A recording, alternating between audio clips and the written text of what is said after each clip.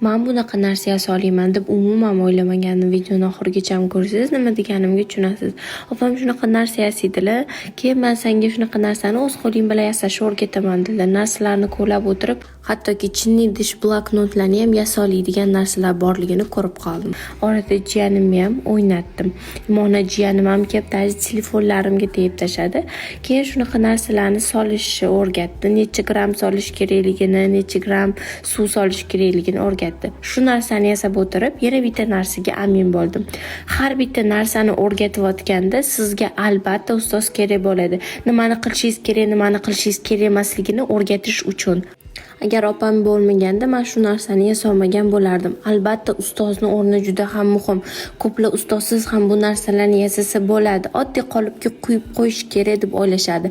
Lekin unga qancha gram solish kerak, qancha gram solmaslik kerak, u narsalarni albatta sizga ustoz o'rgatadi. Shunaqa ham chiroyli narsa yasaganimga o'zim ishonmay ketdim qizlarjo'li.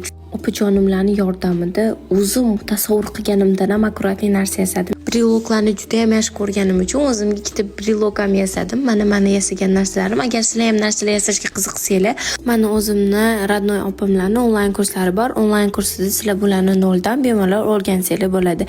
Bizga obuna bo'lishni unutmang. Kurs uchun Iman Art profiliga murojaat qiling.